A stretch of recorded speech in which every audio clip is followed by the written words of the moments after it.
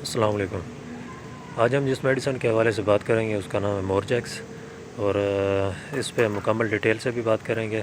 پہلے میں آپ کو بتا دوں کہ جن بھائیوں نے گھروں میں مرغیاں رکھی ہوئی ہیں یا اس کے علاوہ طوطے، کبوتر یا مرغیوں میں کسی قسم کی بھی مرغیاں، یعنی کہ لڑائی والی مرغیاں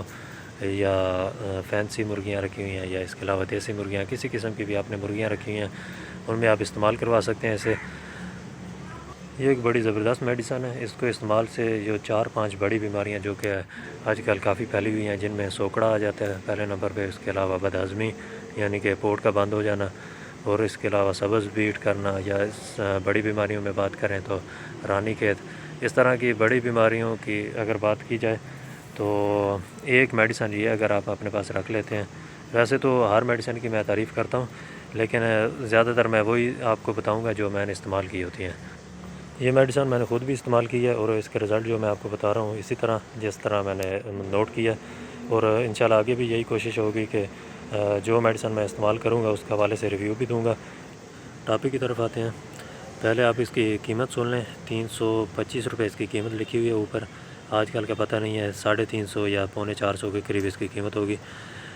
اور اگر طریقہ استعمال کی اگر بات کی جائے تو اس میڈیسن کا آپ لیں گے 5 ml اس میڈیسن کو لیں گے، اور 1 لیٹر پانی کے اندر استعمال کروائیں گے آپ۔ یہ آپ بیمار چوزے ہوں اگر آپ کے، یا نارمل چوزے ہیں، مقدار یہی رکھنی ہے آپ نے،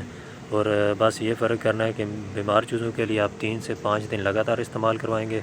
اس میڈیسن کا، اور اگر آپ کے نارمل چوزے ہیں، ویسے ہی آپ حفاظتی طور پہ دینا چاہتے ہیں،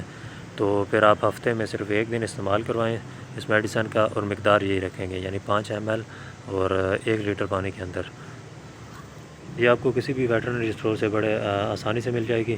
اس کے علاوہ اس کے اوپر سارا طریقہ لکھا بھی ہوا ہے، ویڈیو میں شاید آپ سے پڑھا نہ جائے تو میں جو لکھا ہوا ہے وہ پڑھ دیتا ہوں اوپر سے۔ تو اس کبوتروں میں خوراک کا ہضم نہ ہونا، یعنی پوٹ کا بند ہو جانا، یہ سارے مسائل پڑھ رہا ہوں جن مسائل کی وجہ سے آپ نے میڈیسن دینی ہے۔ یہ جو بھی مسئلہ آپ کو نظر آئے تو آپ اس میڈیسن کا آرام سے استعمال کروائیں۔ نارمل بھی چوزیں ہوں تو پھر بھی آپ استعمال کروا سکتے ہیں۔ کبوتروں میں خوراک کا ہضم نہ ہونا، یعنی پوٹ کا بند ہو جانا،